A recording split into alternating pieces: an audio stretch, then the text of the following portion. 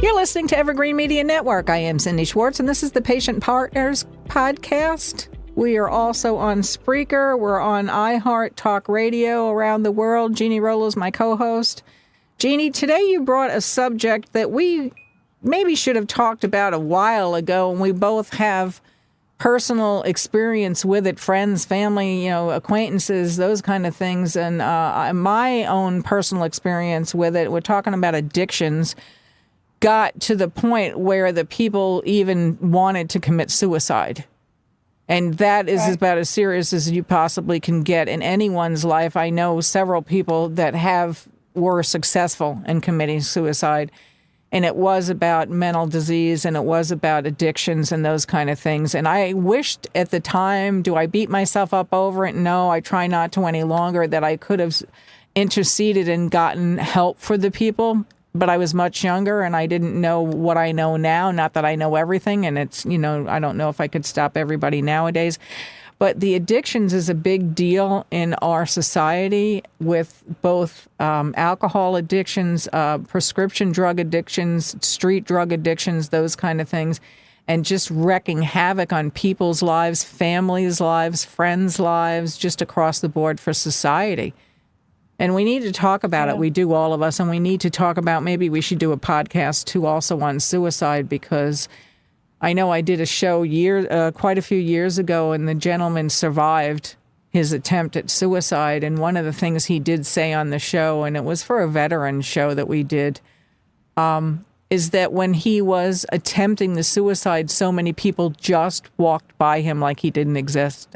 He said there wasn't but one person, and that was the one that did help him. It was a police officer that stopped his patrol car on the bridge that he was going to jump off of, that said, something's wrong here. And people would just walk by him on the bridge as if nothing happened. And he said that was one of the hardest things for him to face when he was facing his own demons right then, committing suicide, that nobody cared. So let's talk about some of that on this podcast, Jeannie. It's just so sad if that happens to anyone at all. I never want to hear that. Yeah. Well, Cindy, what made me think of this topic was I was reading a news article, and there was a professional man who had taken money from some clients because he had not only alcohol addiction, he had a gambling addiction. And so he was caught, and he admitted to it. And, this man was a good man otherwise. But he was arrested, but before he actually went to jail, some of his professional people started a fund and paid for his rehab. Mm-hmm. Well, he came out of rehab, he completed rehab, and it failed. Yeah. Which, so many times it does. Since he had admitted guilt, he went for sentencing, and the judge said, and I read this, that because your friends put up the money and sent you to rehab, and because you failed at it, I am going to give you a heavier sentence than I would have before. Mm-hmm. And I thought, wow, that judge really doesn't understand addiction, because addiction stats are scary. That most people, the first time, they don't come clean. Within 1 year, it says over 85% of people who have completed, this is people who have completed, and not all complete the program, over 85% of them will revert back to their addiction. Yeah. Well, that's pretty high. Yeah, it is. I know with the person in my life, it took her numerous times, probably more than a dozen times, before it finally clicked. We kept interfering and we did those interventions, and truthfully, my opinion and hers, it made it worse. And it wasn't until she decided that she wanted to be sober that she became sober. Right.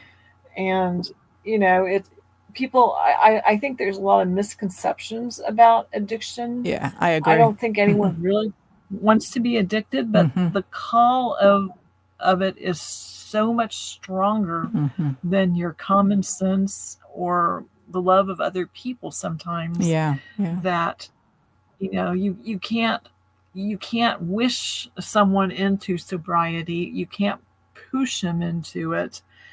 it's just really hard to be a friend or a family member and look at that person and see what they're going through, because your instinct is to help. And, it doesn't always turn out that way. Right. It doesn't always turn out that way. I get that, Jeannie. I think from my own personal experience, to be mindful of it and to tell the person that, you are here, I am here for you, whatever you need kind of thing. You and I both agree about that. We talk about this off the air. Does a person always know what to do? Does a doctor or does a medical person always know what to do? No. I mean, there are times when, you don't know what to do. You do the best you can, right? What is the saying? You do the best you can where you are with what you have. I think, and I know this from talking to people that have sobered up, have stopped their addictions. They've always told me, you can't do it, Cindy. You cannot stop Brian from stopping this. You can't stop Christy from stopping this. They have to want to do it themselves. But I also think, and also the people when they've been sober and they've been, beat their addiction, it is a big deal for them to know that they have friends and that you are going to be there through the thick and the thin. Mm-hmm. Everyone that I've come in contact with have said that, that we're glad that you were there, but they have to fight their demons their own way. Are there different plans to do it? Absolutely. I mean, AA has been successful in a lot of cases, and I'm just throwing that out because I know people that have definitely used it because it is written and derived from people that were there. I think that's one of the things, too. If you're not a person that's in addictions, the other person kind of is skeptical, like, what do you know?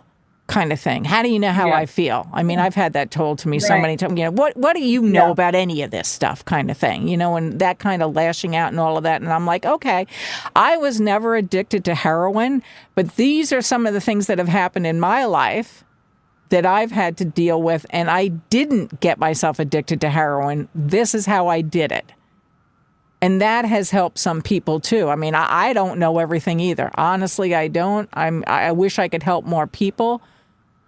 But I just do the best I can. But you're right, Jeannie. And there are courts. I know locally we have one that it's called, and I'm going to not get the name right, but it's like not a therapy court, but it's that kind of idea where it expressly does bring into the aspect of this is what it is to be addicted to oxy. This is what it is to be addicted to heroin.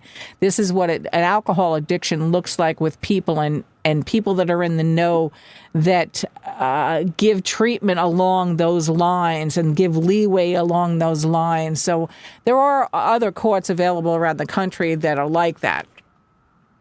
They've tried it here because Florida is such a transient state, and we do get people from all over the country. I know that's kind of a silly statement to make, but it's more of a transient state than a lot of them. California is, Texas is, there's other states that are as transient as Florida, but we do get people from all over the country, and it's just we wind up with just a whole other different group of people than what some states deal with, and some of the things that they do down here are progressive. They really are, and that's one of the courts that I know that has worked in a lot of instances. Is it perfect? No, it's not. But at least they're taking into account what actually an addiction and those kind of things means, Right. I think for a lot of people, it's hard to understand the addiction thing because, it is. With cancer, you can maybe see it or you can understand it because it's a physical thing. Yeah. But addiction is something that you can't touch, so to speak. Yeah. And a lot of people don't really understand how strong that illness is. Yeah. Yeah. And how difficult it is to try to get over it. I know a person, a friend of mine, really good friend, it took years. And finally, when he did it, when he beat it, he said, and this has been more people than I know. We only got a couple of seconds left. I wish I would have done it sooner, but I didn't know how. I didn't know I could do it. Right.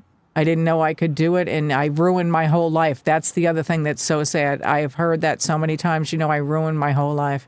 On that note, stay listening to Evergreen Media Network and get help. If you need help, it's there.